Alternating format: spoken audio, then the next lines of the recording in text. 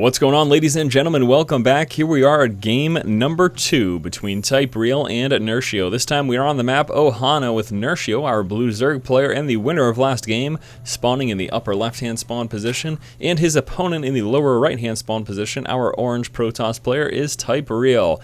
So I just need to repeat myself. You just watched game number 1. We're here on game number 2. TypeReal, what the heck? I am so confused by his decision to try to go for a third before his cybernetics core.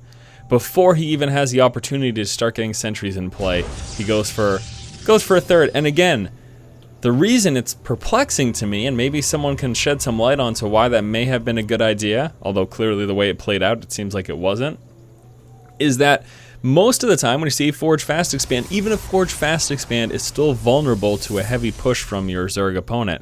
And that's why you'll see at least 1 to 2 and sometimes even up to 5 or 6 sentries. Just crazy amounts of sentries to defend that natural expansion with a Forge Fast Expand build in PvZ. So how did he think in a million years he would have been able to defend that third? How? I don't know. And this is not me bashing TypeReal, I'm just saying I'm confused by that decision. It makes no sense to me. And maybe someone in the comments can shed some light onto how it would have been possible for him to defend that. But Nerchio showed us that it wasn't. So there you go. TypeReal now scouting out. He is again going to be going for a Forge Fast Expand pylon in front of that natural expansion. Doing once more, like we saw last game, a bit of harass in the main. And then moving down to that natural expansion to delay what Nerchio will be coming out with sometime soon. And got that spawning pool almost finished, kinda. And here comes the drone now moving down. Now what's going to happen, of course, is Nerchio engages the probe and tries to work him down enough to force him away just far enough so that he can place down the hatchery. And if he can get down before the pool, great. If not, if the pool hatches first, which it just has, then he will just dump the resources on the queen and the lings, and then just wait until he gets back up. And then, of course, once those Zerglings come through, that is going to force him away with this probe. He should be careful right now. He's going to lose this. There you go. I think he's all set. I think he pulled away just in time. Zerglings get that speed advantage on the creep, but then, unfortunately, off the creep, they're like, oh, I'm so much slower. I hate being off creep. Now, we do have another drone coming down here as Nerchio is going to be going for a third again. And TypeReal has spotted that out, delaying that there with the pylon. However, here come the 3 additional Zerglings. Kill off the probe, and then the pylon is next. TypeReal should cancel this, so he gets, there you go, 75 of those resources back. And now the Zerglings making their way across the map. Scouting Overlord, of course, spots this Forge Fast Expand, moves out of the way there of that cannon right as it finishes building. And does he even have a space here? Yeah, it looks like he does have a little bit of space right there for the Zealot. I wasn't sure if he went for that full wall off, but yeah, it looks like he does have a wee bit of space here. Zergling spot in the front there, so we get some full vision here from Nerchio. There's that cybernetics core. And is he going to try to work down these rocks? Yes, he is. Already, Nerchio starts to work down those rocks, and that is scouted here by TypeReal. He's just close enough to see the fact that that health bar is diminishing there.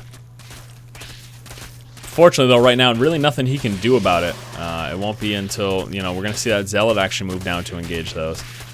And then, of course, once he gets a sentry or stalker out, he can, of course, also shoot from the high ground to further prevent that in the future. Nerchio coming out with a few more queens here. That third almost finished. We'll be seeing those extractors in a short while. He's going to continue to drone up first, though, so that he can get this saturated, of course, as well as that natural expansion. Zerglings have been forced away. Zealot now moving to the center of the map. Zerglings will grab this tower. No, he's actually just pulling all the way back. Interesting.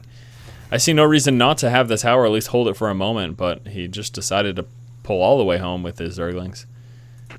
Just for scouting purposes, just to see, is that Zealot still moving? Because if he was here, he just would have seen him pulling along in that direction. Alright, so Nerchio is about to deal with a little bit of harass here, and actually that's going to be pulling, where's he going? Dancing back and forth, trying to get some drone kills. Going to walk into a queen, though. Yeah, really nothing that Zealot can do. Zergling's trying to get the surround. Oh, forces him up onto the high ground here. Yeah, there it is now. He's going to try to just tuck himself in the corner so he can get as many kills as possible. 1 kill. Gets 2 kills. Doesn't really pay off for the Zealot, but still.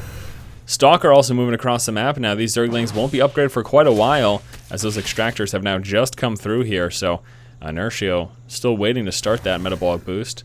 Stalker does get 1 kill and then decides to head back home. Let's take a look at what TypeReal is doing. We do have an Immortal coming out. What? Why?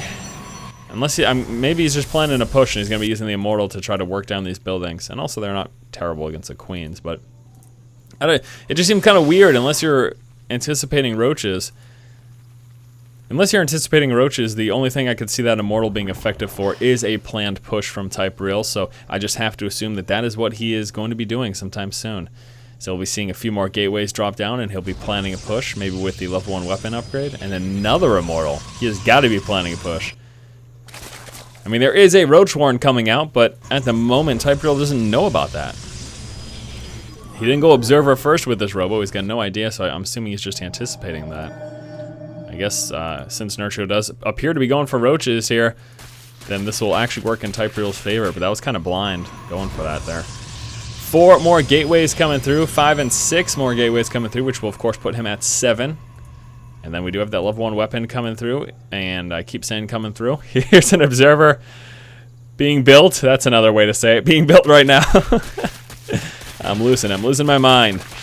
Metabolic boost has now just started here for Nerchio. We do have a few roaches in production, 13 to be exact. Also the level 1 melee upgrades being researched here. With the layer complete, here comes the roach speed, the Glial reconstitution. And we are also seeing some nice creep spread here from Nerchio. Gotta love it. Get himself some vision of the map. Extra speed advantage for his guys, yeah. Certainly good times to be had there. TypeReal goes for a 3rd, so my prediction of his planned push might not be coming true here.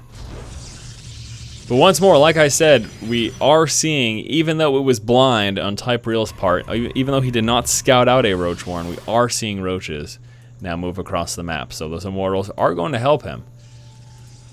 But you know, blind teching like that, for something so specific, I mean, what if we saw Speedling, Baneling, Muta from Nerchio? I don't know. I'm sure someone in the comments would be like, you're an idiot, Nerchio would never do that. I don't know these things, sorry. I'm just going based off of what I see in the game. That's all I'm doing. Warp Prism coming out here for TypeReal. And cancels off that expansion. And actually, here comes that 2-base push. Roaches hiding over here. Is that about to be scouted out, though? Yes, he spots the roaches out of position. Uh-oh. Uh-oh. Be a problem for the roaches. The Stalker's able to get within striking distance there. Oh my god. Such a terrible thing for these roaches. Trying to just run away. He's actually peeling off with a few of them. And with the Warp Prism here is a mobile pylon, TypeReal. Now getting a ton of Stalkers and continuing his push here. Observer joining the fun, allowing for the destruction of those creep tumors. And there's a Guardian Shield, and here comes the push. Speedlings and roaches trying to move. Roaches from the backside. They get force fielded, though, just before they can get within range of those Immortals. That one Immortal starts to get targeted down. More force fields. Keep those Immortals nice and safe there. Roaches actually pushing out for a counterattack here. Now, does that mean Nerchio feels like he can defend himself based on what he has? He's got a few roaches here, a couple spines coming down.